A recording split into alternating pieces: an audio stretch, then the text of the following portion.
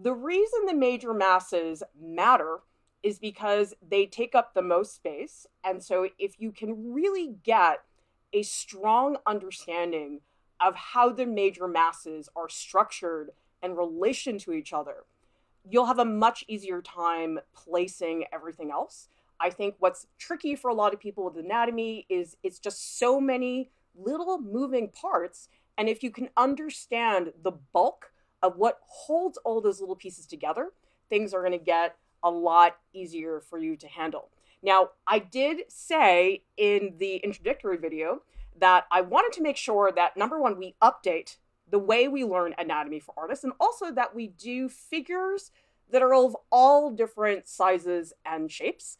However, thank goodness for us that Christian Bale apparently loses and gains a lot of weight depending on the role he's in. So, actually, oddly enough, we're going to do Christian Bale today, but we are getting the range of figures because there was one movie he was in where he lost like 60 pounds. There's another one where I think he gained 100. And so this is one actor, but we are going to be looking at many different types of figures.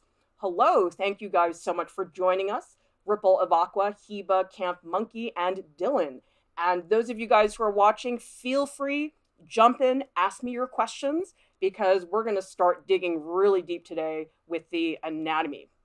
Okay, let's start by identifying what exactly are the major masses in the human figure. The head, very large. I think people have to notice the head when they're drawing a figure. I would say the rib cage and the pelvis. Now, the pelvis and the rib cage, they're a little bit tricky because I think people do tend to lump them together as saying, okay, that's the torso, for sure. But I think the mistake that a lot of people make with the torso is not distinguishing the rib cage from the pelvis clearly enough. And so, yes, they are very much connected and you want them to be fluid, but you also have to really know how they function in relation to each other. And then we also have the thighs. Now, the thing about the major masses, one of the reasons they are so important is that, honestly, guys, if you do a really good job of setting up the major masses, head, ribcage, pelvis, and thighs, it almost doesn't matter what you do with everything else. Because, yeah, the arms are fine, they're important, but it's almost like you're halfway there once you get the masses in there. So they're very, very important. Yes, I know. I have to say, I momentarily forgot about Christian Bale, which is crazy because, oh my God, he's hot. Because I was so into like Hugh and Michael Fassbender. But after doing all of these slides for this lecture, I was like, ooh, I really got to watch Batman Begins like again and again. Anyway, I picked this particular slide because this is actually just a silhouette of his figure. But you guys will notice that you have to be able to see the simple basic shapes first. And that's what's hard for people is a lot of people get very hung up in the little details. So you have to be able to see past details and really understand the larger shapes. And then what we're going to eventually do is we will transition into subdividing down into the little shapes. Because within just the ribcage alone, there's all these different pieces. Pectoralis major, serratus muscles, abdominal muscles. But the thing is, all of that will fall apart if you don't really have a fundamental understanding of the relationship between the ribcage and the pelvis. Tell me in the chat, you guys, if you know who Christian Bale is and what movies you've seen him in. Because there's a couple of movies I could not watch him in. Like, for example, that movie American Hustle that came out. He's in it, but he's ugly. In that movie, I just was like, I can't do this. Like, that's just not fun for me. He has to, like, look good for me to enjoy myself.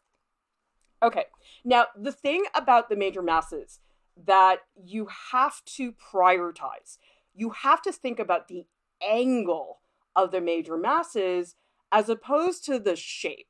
And this is the thing that I think a lot of people don't take under consideration. Because I think for a lot of people, if I was going to say to you guys, okay, draw Christian Bale in these stupid swim trunks. God, he does not look good in that, but his back looks good. But anyway, if I were to say to you, okay, do a sketch of this, this is what most people would do, is they would take their pencil and they would sketch the basic contour of the shape. And yes, that's fine. I mean, that is something you want to do. But actually, the more important thing about these masses is the angles. So looking at what is the angle of the head, what is the tilt of the rib cage, because you know something, guys, all of those little contours and round lines, they're not going to do anything for you if you don't really understand how the major masses pivot towards each other. Johnny is saying, so it's better to understand these shapes before attending a live figure model workshop. I mean, it's great if you can get this information first, but I find the thing about anatomy, it's a constant back and forth. So you can't like listen to this stuff and then say, oh, I'm done, I don't need to think about it anymore. Then you go draw some more, and then you come back, you revisit some of the technical information, and then you go back. Because I just find with anatomy, it's so much to remember and retain that until you get to the point where it becomes almost like breathing, you do have to revisit, at least I think, the material multiple times. Okay, so look at the angles that you're looking at. Now, here's the thing, you guys, okay? I have very strong opinions about the way anatomy should or should not be taught. And so I know some people are going to completely disagree with me on this, but there's so many just bad charts online that I think are really inaccurate. A lot of them have nothing to do with the anatomy, and really they end up making people reliant on these systems that to me don't really reflect what the structure is really about. So here's a couple things that the figure is not. It's not sausages. I'm sure you guys have seen this where people are drawing like balloons for the figures. And to me, this doesn't say anything about the organization of the shapes. It's also not toothpicks. So whatever amount of lines you want to put in there, fine. But to me, none of those lines are really indicating anything which is that relevant. I also see stuff like this where for some reason there are circles in the shoulders, in the joints. None of those joints look like that, guys, okay? Like there's all these really wonderful joint systems that are in the human figure. And yes, there is a ball and socket joint that is in a couple areas, but they do not look like this, okay? So I am not into these shape systems because I think it gets you to imagine things that just aren't there.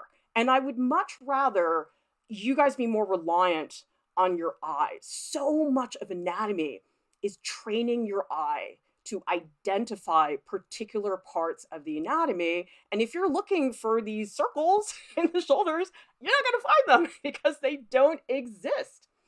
Ripple of Aqua is saying, I was taught to learn the toothpick and circle method, felt so bizarre. My figures did not feel natural. Yeah, exactly, because they don't have anything to do with observation. Your eye is the most powerful tool that you guys are ever going to have in terms of learning anatomy.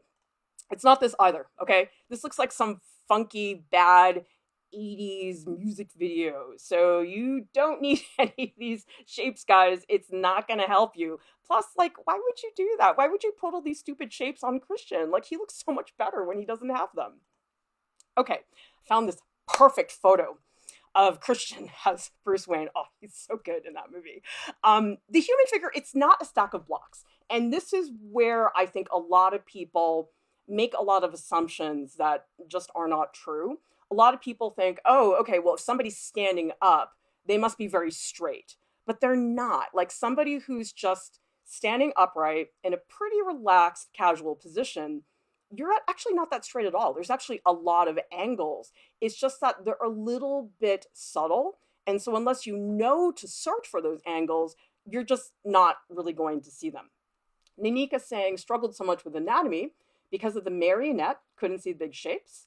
And Rebecca says, sometimes catch myself studying people in real life, and I feel creepy, but you know what? You are not the only one, Rebecca, because I totally do that all the time. When I go to the gym, I'll just be like walking around and I'm like, oh, look at that sternocleidomastoid. That's really prominent. I can see that really well. And so you can definitely do that. Just, don't act like a creep because you don't want to do that. But it is a good exercise if you guys are just walking around in regular everyday life. See if you can spot some of these angles that I'm going to talk to you guys about. Okay, so this is what I mean by saying it's not a stack of blocks.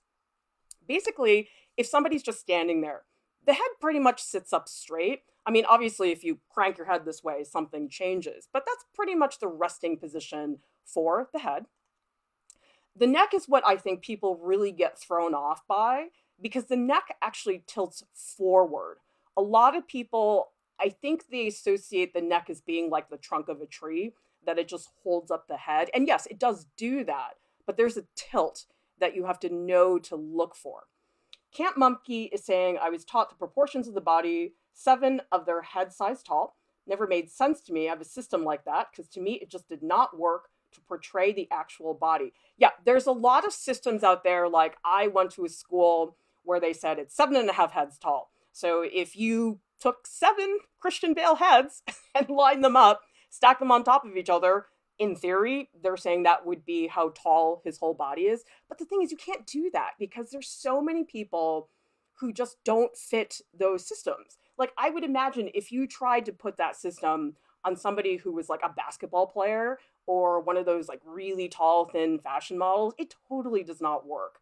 And so I also just don't like the idea of making people so generic and so much about a pattern. It sort of bothers me to think about it that way. Logan is saying, what about those human wooden figures? Are those recommended? I don't like those, Logan. I feel like if you're going to do that, you might as well just draw from a Barbie doll because there's nothing accurate about that. I mean, you're really a lot better off just drawing people who are sitting around in your house, for sure. Okay, so the next section, the rib cage tilts forward. And this is the same thing where a lot of people think, oh, if you're standing up, you must just be straight, like the trunk of a tree. But it's not true. If you guys are standing, like if you just touch where the top of your rib cage is, and then say you touch your stomach is going to come out just a little bit further than the upper part of your torso. It's minor. It's not major. I mean, it depends on the figure, obviously, but it does have a slight tilt. And then the pelvis actually tilts back just a little bit. And this is the surprising thing, is that the thighs tilt back. Because a lot of people, again, think about legs as, oh, if you're standing up, they must just be straight. They're not. There's all kinds of angles, and you have to be really attuned to those angles for that to really be visible in your drawings. Okay, it's not actually until you get to the lower leg that things get straight again. So actually, there's very few things on the figure that really do sit upright and straight. Everything has like a slight tilt to it. So if I show you guys, unfortunately, if we just take away Christian just for a minute, don't worry, he'll come back. Look at what you have. Like, this is not straight at all. It totally is tilted and weird, but it's because of all those angles that makes it like that. And he's just standing there. He's not really doing anything that dynamic. So you can imagine if a figure that's just standing there is already this angled, that's actually a lot that you have to be looking for. Rebecca's saying, I'd stare at how their clothes drape or how I would capture movement. And Nanika's saying, when I realized I've stared the nose at someone for half an hour. Let's see. Nanika says, yep, one time my friend freaked out. I was staring at his coat while he was eating lunch. Okay, well, at least you could explain it to them. The key is you don't want to do that with somebody you don't know in real life because that genuinely is really creepy. So you got to be careful about that. So this is what you want to look at. You're not just looking at the major masses by themselves. You're trying to say, how are they angled in relation to each other? That's where people get really lost because they say, okay, now I'm drawing the rib cage. Now I'm drawing the pelvis. And no, you're not doing that. You're drawing the rib cage in relation to the pelvis. You're drawing the pelvis in relation to the thigh. So the problem with anatomy, people tend to isolate individual parts, and that's where they get into trouble because they're not relating all the different parts to each other. Because in the end, what's hard about anatomy is that it is just one form. It's one figure. But within that figure, if you continue to subdivide, there's tons and tons of sections that are part of that. Ray is saying, I was told you could drop a plumb bob from the middle of the collarbone to where the weight is centered. You guys can do that. I've never used a plumb line before because I just am so bad at measuring things. I feel very uptight anytime somebody gives me some measurement tool. I think about it as measuring with my eye. I think it's faster. I think it's more efficient if you can do it. I mean, it takes time. You got to train yourself. It's not something you're going to learn overnight, but I think it's very helpful. Okay. Oh, much better. I really like this picture of him, by the way. He looks good with the long hair. I haven't seen this movie before. I don't know if you guys have seen it. It's by Terrence Malick. It's called Knight of Cups. It looks like a really bad movie, but wow, there's some really nice stills of him. I think his hair looks really good. I don't usually like him with facial hair, but I feel like he looks good in this one. Okay, so let's talk about the neck. If you look at his head, sits right up straight. And I think the way to determine if the head is straight or not, I just look at the ear. So if you look at the orientation of the ear and the ear is sitting upright like that, you can assume that the head is doing the same thing. Now, the neck tilts forward. Does everybody see that? I mean, you have to get the right point of view, and sometimes it depends on the person. Like on some people, it's easier to see than in others. I happen to pick this particular photo because it is very visible in the scene. Now, the thing is, you don't think it's a big deal until you see something a little bit upsetting like this. Like, this is really upsetting. Like, doesn't this look so stiff and horrible? Like, it's like he looks like a total alien. And so you don't realize how unnatural it looks until you take it away. So let's go back to normal. Ah, that looks a lot better. Because I think one of the issues I've seen, and you guys can tell me if you struggle with this as well, is that when people draw the figure, there tends to be a stiffness to the figure. And the thing is, one of the reasons you get that stiffness is if you don't show those angles. That's why he looks like he looks like a chess piece or something. That's like seriously creepy. I spent a lot of time on that image, guys. I was very proud of myself after I did that Photoshop job. But it's like, if you look at this, he looks really upright and scary. And if you look at this, it's like, oh my God, now he looks like he's really like relaxed and in a much more natural position. So that's what makes a figure, I think, look stiff, is when it doesn't have that relaxed, natural gesture to it. Yeah, he does look very good with the posture. Looks like a chicken. Okay, that's pretty good. All right, so here's the relationship. You have the head sitting upright. The neck tilts forward, okay? Next time you guys are hanging out with a bunch of people, see if you can spot the tilt of the neck. Now, it depends on the person. Some people, it's not that visible. And other people, it will be very visible. Like some people have really long necks and you can practically see their heads like pushing forward. So it depends. All right, here's another example. This is so upsetting. Can you guys believe this is Christian Bale? Like, what were you thinking? So he's playing Dick Cheney, who is the former vice president. He was the vice president when George W. Bush was president of the US. So this is a movie called Vice. And I think Christian Bale gained something crazy like 100 pounds. I mean, he's totally unrecognizable. Anyway, this is definitely him. This, again, another Christian Bale movie. I could not bring myself to watch this. I was like, why? Sure, it's him, but it's like you're wasting all the good parts. So, anyway. Yes. So here, what you want to do, because it's a frontal view, to get the position of the head, look at the nose to find the angle of the head. Okay, this only works on a front-on view. Like the second you go a little to the left or to the right, it's not going to work out. But if you guys look at this, look at the relationship between the head, for example, to the rib cage. Okay, so the head is tilted this way, but then his rib cage actually comes forward. And then does everybody see how he's like really hunched over? And so the thing is, if you get the angle of this head and you get the head pushing forward and the rib cage tilting in relation to that, you're like 80% there with this pose. So that's the thing that a lot of people don't realize, is they think that, oh, well, if I just make my serratus muscles just that much better, it will make my piece look really good. But this is the stuff that's like invisible. Like this is the stuff that is not glamorous to talk about.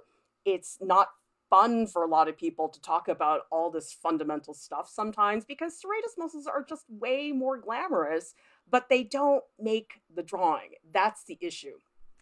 Yes, this is Christian Bale. Yeah, it's really upsetting, you guys. And I have a photo later in this slideshow of him as Dick Cheney with his shirt off. It's like really upsetting. I just was like, how could you do this? Like, I was thinking to myself today, if I was his wife, like, I would be like, okay, dude, this is like grounds for divorce. Like, I do not want you to look like this ever again. In fact, I think he said he wasn't going to do this again, probably for health reasons. My goodness.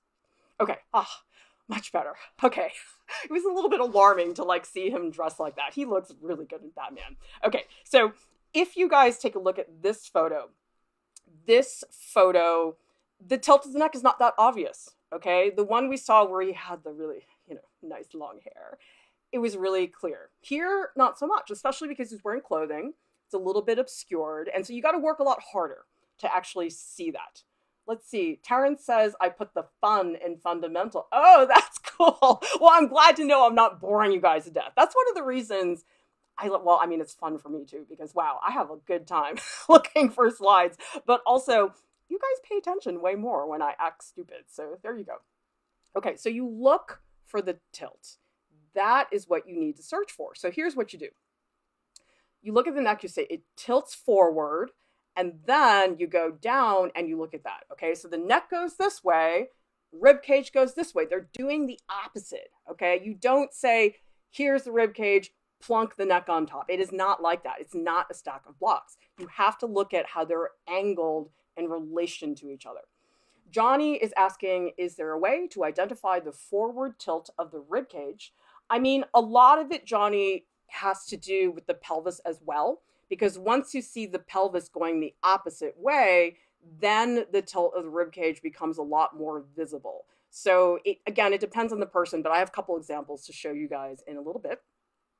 Okay, so same thing here. What I noticed in this movie with this biography of Dick Cheney is that Dick Cheney has this like real hunch in all of the movie stills that I looked at. Like there's so few where he's actually sitting upright. He's always doing this. And so I feel like this one especially, you can really see the tilt of the neck. And if you guys look at his suit, do you guys see how from the profile, you do see that slant of his ribcage? It becomes very visible. Now it's a little bit easier, I think, because Dick Cheney was a larger person, and so he had a bigger stomach. And so, if you have somebody who's like super ripped with six-pack and stuff like that, it might not be that visible. But on here, you really can see it a lot better. Kate is saying, never thought about angles with the anatomy. I was taught the shapes and marionette way. My mind is blown right now. Oh, good. I'm so glad that I'm making your head explode. That's a good thing. Okay, so here we have the rib cage moving forward. So look at these angles. This is what you got to search for, because this is not easy to see. Again, a lot of people just look at the outline of the figure. They look at getting the nuances in, this line and that line, but none of that's going to help you. That's all cosmetic if you don't understand how things are angled in relation to each other. Okay, so here we have another one. Let's do another review with a bigger figure. Okay, so now we have the neck tilting forward. We have the rib cage tilting forward. And then does everybody see how his pelvis tilts back? It's a little hard to see in the photo because he's cropped down there at the bottom. But if you guys see it, you can see how his stomach comes forward a little bit and then the pelvis tilts back. So that's really what you guys are looking for. Okay, has anybody seen this movie? Because I don't know that I could sit through this movie. It's called The Machinist. And this is the movie where Christian Bale lost like 60 pounds. It's like so scary looking. So maybe someday, but I'm like, I don't know if I could watch this. Why would I watch this when I could watch Batman Begins? Like, he looks so good as Bruce Wayne. So anyway, on a very thin figure, I actually think in some ways it's a little bit easier to see the tilt of the rib cage. So for example, does everybody see how because he's so emaciated that you do see that tilt coming forward? And then here's where, Johnny, I was mentioning, do you guys see the tilt of the pelvis? Because the back of the figure, it's not flat. The back of the figure is very much like an S-curve. Like if you think about your spine is not straight up and down. Like it goes out, it comes in, it goes out again. The human figure is such a sculptural form. And I think the issue is that people try to make it so simple so that people can figure it out in terms of the structure, but you can't think about it that way. You got to think sculpturally. And that helped me a lot because I studied figure sculpture. And I feel like after I did that, I really knew how to go around the figure and not just think front, side, back. Because you'll see that a lot in anatomy books. Anatomy books will break it down front, side, and back, and that's fine. But in some ways, the thing that becomes more important is how do you move from the front of the figure to around the figure. Like, how do you flip around? Okay, so you have to think about it from a more sculptural point of view. Sterling is saying, imagining these angles is so not intuitive to me. Definitely need practice to start seeing the tilts. Yep. And depending on the figure, some people you really cannot see it. It really, really depends. Okay, now let's take another look, because legs are also not that straight. Now, it's a little bit tricky because in this photo, he's wearing these dark pants, and so you can't really see his legs very well. But if you guys just look at his waist up to his head, those are really severe angles. I mean, I know he's like tilting his head a little bit, but look at how curved his rib cage is. I mean, you will never think about the rib cage as a tree trunk ever again once you've seen this photo, because you really see the drama of that rib cage just like lunging forward towards the bottom in the belly. Okay, let's take a look. So this is what you'll see is actually the thighs in a natural standing position. They're not straight up and down. They're actually more forward, which makes sense because if the belly is coming forward, for the thighs to actually support the structure of the figure, they would have to tilt back, because if they just go upright, they would totally collapse. And so you can think about it that way, that if one part of the figure is angled, another part has to be angled almost in the opposite way to offset the weight distribution. And that's another way to think about it too, is oftentimes when I draw the figure, I ask myself, okay, where is the weight? Which leg is holding more of the weight? Maybe the weight is evenly distributed. That type of stuff matters way more than all those marionette joints that you guys see in all those old drawing books. Now, the thighs tilt back, and it's not until you get to the lower leg that things actually straighten out again.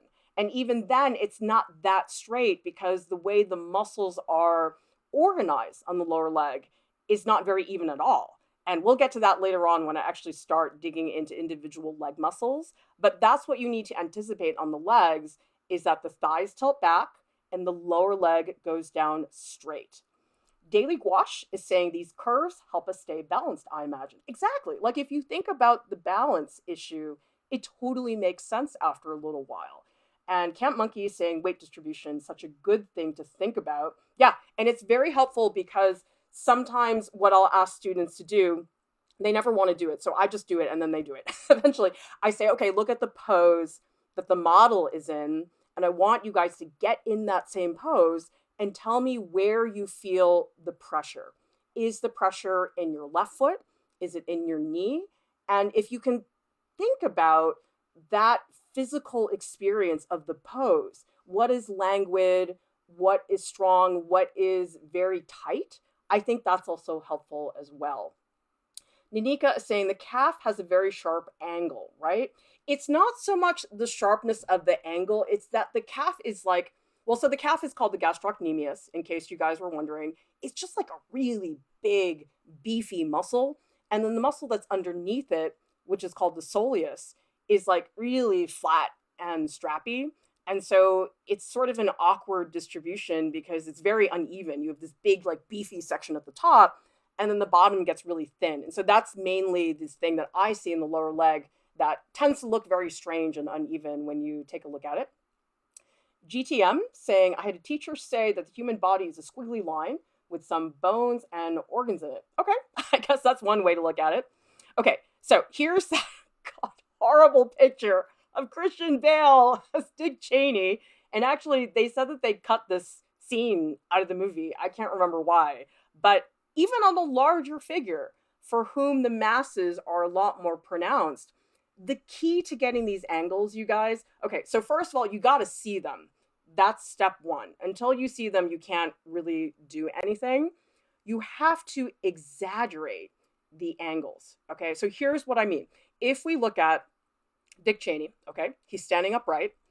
You look at the angle of the neck, and now we have the tilt of the ribcage, which in this case, because it's a very large figure, he's got like a pot belly shape, that becomes extremely visible. And so it's like anywhere you can see yourself really pushing that as far as you can, definitely do that.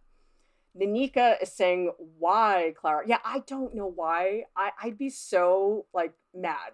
really, like, what is his wife doing this whole time? It could be so upsetting. But so, okay, now because the pot belly comes out so far, does everybody see how the tilt of the pelvis becomes even more visible? So that's what you do. You take certain parts to help you see other parts better. And that's why you don't want to draw parts of the figure in isolation. You got to draw them together as a group. That's what you're drawing in the end. Okay. Oh, equally horrifying. Christian Bale, what are you doing to me? Okay. So here, we're going back to the machinist, and we're thinking again, how do the masses relate to each other? So here we have tilt of the head, and here you can really see the neck. I mean, he practically has like a swan neck in this image. And so what you guys do is when you see those angles, you make them more angled and more dramatic than you actually think they are. Because if you guys see the angles and you try to draw them as you see them, they're not going to be strong enough. Because most of the time when I'm drawing, when I'm teaching a figure drawing class, 9 times out of 10, I'm telling people, you guys, it's not enough. You're drawing it too straight. And it is so rare when I'm teaching figure drawing that I will say to somebody, oh, that is too angled, or that is too dramatic, or too much exaggeration. I rarely say that to people. So whatever amount of angle you think there should be, add more, and then I think it will probably get a lot closer to what you actually want it to be. So here we also see the angle of the pelvis. I mean, like, look at that one section. Do you guys see the right side of his torso where you can see, like, next to his elbow? Like, that looks like the letter K.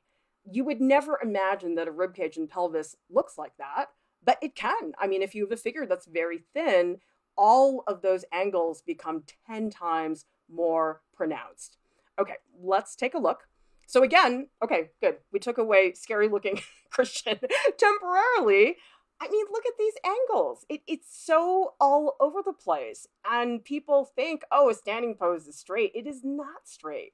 There's angles all over the place. In fact, looking at this pose, there wasn't a single straight angle. So these are the things that you guys need to train your eye to look at.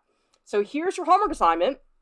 Next time you guys are out, maybe you're getting your license renewed at the Registry of Motor Vehicles. You got nothing to do. And you, instead of looking at your phone and checking Instagram, you just look around. See who has that angle in their rib cage. Show us that. Train your eyes. Oh, see, there we go. You read my mind, Anika. I'm giving you guys Batman. I needed to like just end it with Bruce Wayne because, oh man, he looked so good. Like, I totally need to watch Batman, like, right now. So yes, the fluctuating weight, it's got to be so bad for you. So the thing is, you guys, you have to learn how to identify these angles on different types of people. Like, I hear a lot of students say, oh, well, I'm really good at drawing women and I can't draw men. And I'm like, I don't think it really works that way, because you might think in your head that that's what you're good or bad at drawing. But if you can see the angle of Christian Bale's ribcage, why couldn't you see it on Kate Middleton? You know what I mean? It's like, it doesn't really matter what their gender is. You really have to train yourself to start to see that. So anyway, guys, the next anatomy lecture that I'm going to do, I think it's next Saturday. I can't remember. You guys will have to check the stream schedule. It's in the video description below. You can check that out. It's going to be about the center line. So the center line is a line on the front of the figure. There's a center line on the back of the figure. I'm going to talk to you guys about how the center line with the major masses works together for you to understand the forms a little bit more. I'd also recommend, if you have not watched the introductory video, that you watch that one first, because a lot of these videos, they're going to make a lot more sense if you watch them in sequence, because otherwise you're going to miss out on some information. Johnny is saying, any text you recommend?